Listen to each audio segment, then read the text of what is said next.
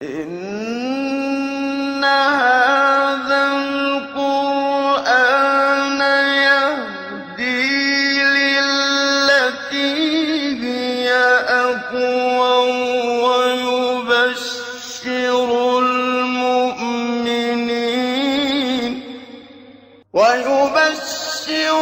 المؤمنين الذين يعملون الصالحات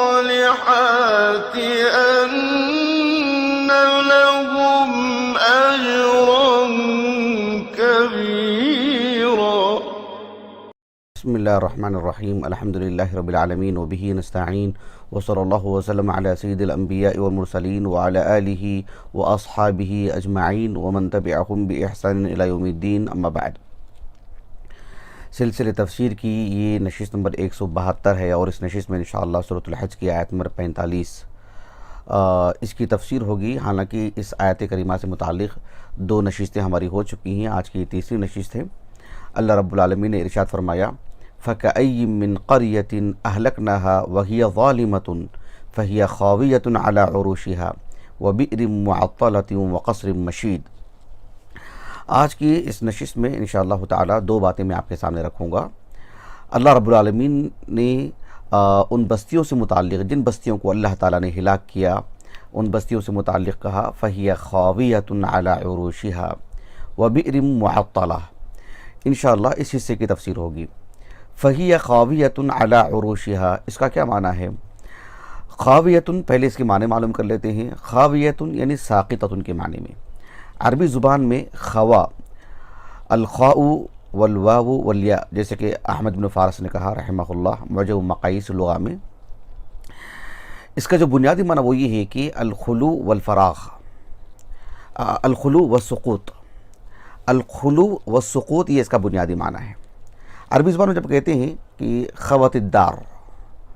اس کا مطلب یہ ہے کہ اذا سقطت. جب کہا جاتا ہے خو النجم، اس کا معنی یہ ہوگا کہ اذا سقط، ستارے کا گرنا، گھر کا گر جانا. ایک زائد بات جو ابن فارس رحمہ اللہ نے کہی خوا کے معنی میں وہ یہ کہ کہا کہ خو النجم اذا سقط ولم يكن عند سقوطه مطر. ایسے نہیں کہ ستارے کی گرنے کی وجہ سے، ستارے کے غائب ہونے کی وجہ سے پھر بارش بھی اس کے نتیجے میں ہو، یہ معنی نہیں ہے اس کے اندر. صرف اس کے اندر ایک گرنے کا معنی آتا ہے. یہ بات آپ نے کہی. اس اعتبار سے جو اللہ رب العالمین کا فرمان ہے کہ فَهِيَ خَاوِيَةٌ عَلَى عُرُوشِهَا،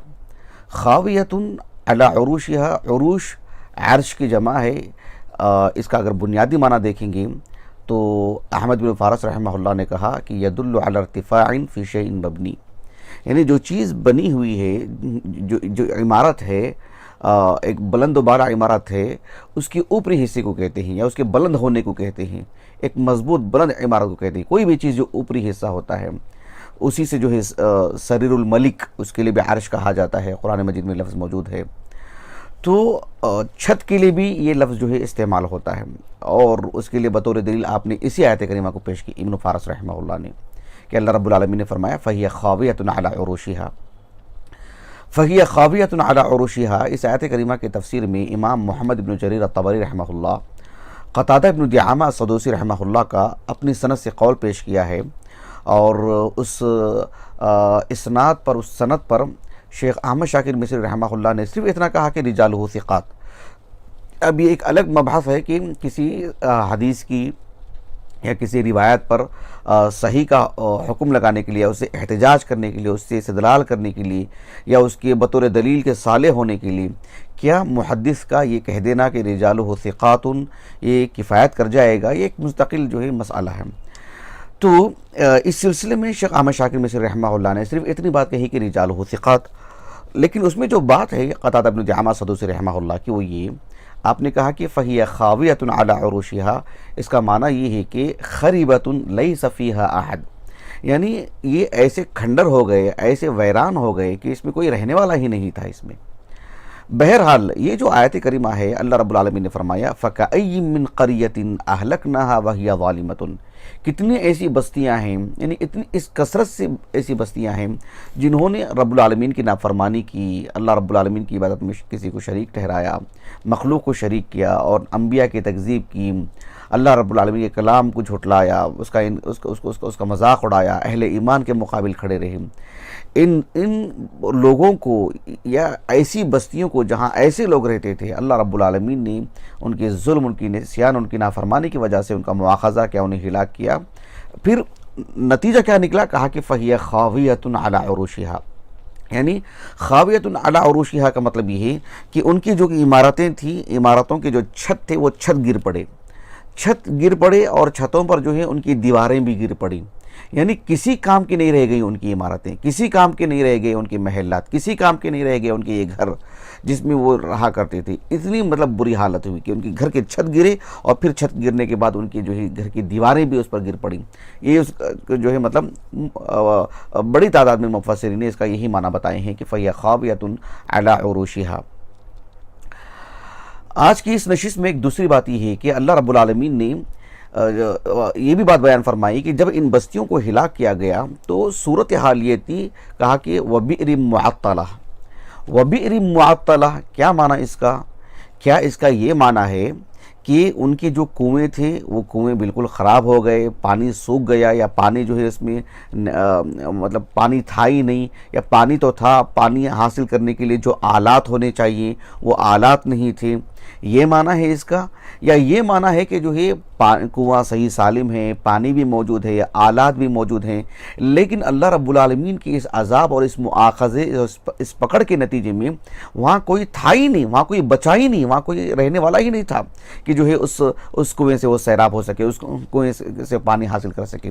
یہ معنی ہے اس کا۔ وَبِئْرٍ مُعَطَّلَةٍ کا یہ معنی نہیں ہے کہ اب وہ کنویں بیکار پڑ گئے، اب وہ کنویں خالی رہ گئے، اب وہ کنویں میں پانی نہیں رہ گیا، اللہ کے عذاب کے نتیجے میں کنویں جو ہے پانی سے خالی رہ گئے، پانی ختم ہو گیا۔ یہ معنی نہیں اس کا۔ معنی یہ ہے کنواں صحیح سالم، پانی موجود، اور جو ہے اس میں پورے آلات موجود، ڈول موجود، سب موجود ہے، لیکن جو ہے پانی حاصل کرنے والا کوئی نہیں۔ یہ معنی ہے اس کا۔ اس سلسلے میں آپ دیکھو یہ جو کلمہ ہے بئرن، اور یہ اس کی جو نعت ہے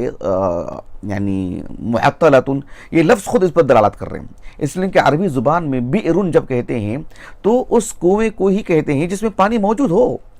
جس سے آدمی پانی حاصل کیا کر سکتا ہے، اسی کو بئرن کہتے ہیں۔ اگر جو ہے اس میں پانی ختم ہو گیا ہے، پانی سوکھ چکا ہے اور بالکل سوکھا کنواں ہے، تو اسے عربی زبان میں بئرن نہیں کہتے، اس کو عربی زبان میں الجب کہتے ہیں، جس سے کہ اللہ رب العالمین نے سورۃ یوسف میں بیان فرمایا قال قائل منہم لا تقتلوا یوسف والقوہ فی غیابۃ الجب۔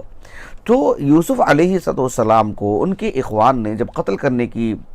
ایک سازش کی، اور متعدد جو ہے مطلب انہوں نے آپس میں مشورے کیے کہ کس طرح سے جو ہے ان کو ختم کیا جائے، تو ایک ان کے بھائی نے کہا کہ جو ہے انہیں کسی سوکھے کنویں میں ڈال دیا جائے۔ تو الجب کا جو لفظ ہے وہ اسی پر دلالت کرتا ہے کہ ایک ایسا کنواں جو بالکل سوکھا ہو، جس میں پانی نہ ہو۔ تو یہاں پر جو اللہ رب العالمین نے فرمایا کہ وَبِئْرٍ مُعَطَّلَةٍ، بئر کہتے ہی ہیں ایسے کنویں کو جس میں پانی موجود ہو، اور معطلتن یہ جو اس کی صفت ہے آپ اس پر بھی غور کیجئے۔ عربی زبان میں عطلہ کا معنی کیا ہے؟ ابن فارس رحمہ اللہ کہتے ہیں کہ العین والطاء واللام عطلہ، اس کا جو بنیادی معنی ہے وہ یہ کہ الخلو والفراغ، یعنی کسی چیز کا خالی ہو جانا، یہ اس کا بنیادی معنی ہے، یعنی وہاں پر کوئی چیز نہ ہو، اس کا کوئی نگران نہ ہو، اس کا کوئی محافظ نہ ہو، اس کا کوئی یعنی اس کی کوئی خیریت دریافت کرنے والا نہ ہو اس چیز کی، تو اس کو کہا جاتا ہے عربی زبان میں، یعنی اس کو معطل سے تعبیر کیا جاتا ہے۔ جب عربی زبان میں کہتے ہیں عطلت الدار یا الدار معطلہ، اس کا کیا مطلب ہے؟ یعنی گھر بالکل خالی پڑا ہوا ہے، یہ معنی ہے اس کا۔ عربی زبان میں جب یعنی یہ بات کہتے ہیں کہ یعنی اذا عطلت الابل بلا راع، اذا عطلت الابل بلا راع، یعنی فقط عطلت، جب یعنی جو اونٹ ہوتے ہیں، اونٹ کا کوئی نگران نہیں ہے، اونٹ کا کوئی چرواہا نہیں ہے، تو پھر اس کا مطلب یہی ہے کہ جو ہے فقط عطلت، یعنی ایسے اونٹ ہیں ان کا کوئی نگران نہیں ہے، اب ان کا کوئی پوچھ گچھ کرنے والا نہیں ہے، ان کا کوئی محافظ نہیں ہے، یہی معنی اس کا۔ جیسے کہ اللہ رب العالمین نے قرآن مجید میں فرمایا وَإِذَا الْعِشَارُ عُطِّلَتْ، یعنی اونٹوں کا کوئی نگران نہیں، کوئی رکھوالا نہیں، یہ معنی ہے اس کا۔ اسی اعتبار سے جب کنویں کی بات آتی ہے، البئر ابن فارس رحمہ اللہ کہتے ہیں کہ البئر اذا لم تورد، ولم یستقا منہا، جب کنویں کے پاس کوئی پانی حاصل کرنے کے لیے آ نہیں رہا ہے، کوئی ہے ہی نہیں ادھر، تو ایسے کنویں کو ہی عربی زبان میں کہا جاتا ہے بئر معطلہ، یعنی یہ کنواں ہے جو بالکل معطلہ ہے، مطلب یہ کہ یہاں کوئی پانی لینے والا ہی نہیں ہے۔ یہ معنی نہیں ہے کہ اس میں پانی ہی اللہ رب العالمین نے ختم کر دیے، یہ معنی نہیں آتا۔ تو وبئر معطلہ جو آیت کریمہ ہے اس کا معنی یہ ہے کہ اللہ رب العالمین نے اس بستی کے سبھی لوگوں کو اللہ نے ہلاک کر دی ان کی گناہوں کی وجہ سے۔ دیکھو یہ کنویں خالی پڑے ہوئے ہیں، کیا مطلب ہے ان سے کوئی پانی لینے والا نہیں ہے، یہی دن کہ پانی نہیں ہے اس میں، یہ معنی نہیں آتا اس کا، وبئر معطلہ۔ اسی لیے اہل اللغہ کہتے ہیں کہ کل شیء خلا من حافظ فقد عطل، جو چیز بھی اس کا کوئی نگران نہیں، اس کا کوئی پوچھنے والا نہیں، جیسے ایک آدمی نے گھر بنایا اور گھر سے متعلق کوئی اس کی نگرانی کرنے والا نہیں، زمین کا کوئی حصہ ہے کوئی اس کی نگرانی کرنے والا نہیں، حتیٰ کہ جو ہے تعطیل الثغور کہا جاتا ہے عربی زبان میں، جو سرحدیں جو ہوتی ہیں، اگر سرحد پر جو ہے مطلب ملک کے محافظ وہاں پر متعین نہ کیے گئے ہوں، اس کا مطلب یہ ہوا کہ جو ہے مطلب وہ اس کی سرحدیں جو ہے تو خالی چھوڑ دی گئی ہیں، یہ معنی اس کا۔ خلاصہ کلام یہ ہے کہ وبئر معطلہ کا مطلب یہ ہے کہ اللہ سبحانہ وتعالیٰ نے فرمایا کہ وہاں کنویں ہیں، کنویں میں پانی ہیں، پورے آلات ہیں، سب کچھ موجود ہیں، لیکن کوئی ہے نہیں وہاں، لیس فیہا احد، لیس ہناک احد، یہ معنی اس کا، وہاں کوئی ہے ہی نہیں کہ پانی وہ پی سکے، وہ سیراب ہو سکے، یہ جو ہے اس کا معنی ہے۔ آپ اس سلسلے میں یعنی وہ جو معروف حدیث ہے اس حدیث کو بھی سامنے رکھیے جو عبداللہ بن عمر بن الخطاب رضی اللہ عنہما سے مروی ہے، صحیح بخاری کی کتاب احادیث الانبیاء میں، وَإِلَى ثَمُودَ أَخَاهُمْ صَالِحًا جو سورۃ الاعراف کی آیت کریمہ ہے، اس کے تحت امام بخاری یہ حدیث لے کر کے آئے ہیں۔ عبداللہ بن عمر بن خطاب رضی اللہ عنہ کہتے ہیں کہ اللہ کے رسول صلی اللہ علیہ وسلم صحابہ کے ساتھ جب تبوک جا رہے تھے اور دیار ثمود سے آپ کا گزر ہوا اور وہاں پر آپ نے پڑاؤ ڈالا، تو کچھ صحابہ نے کیا کیا، وہاں جو کنویں تھے ایک سے زائد کنویں تھے، صحابہ نے کچھ کنووں سے پانی لیا اور پانی لے کر کے سیراب ہونے لگی، خود بھی پیا، اپنے جانوروں کو پلایا انہوں نے، اور اسے جو آٹا بھی گوندنے لگی۔ اللہ کے رسول صلی اللہ علیہ وسلم نے انہیں حکم دیا کہ جو ہے ان یحرقوا بمستقوا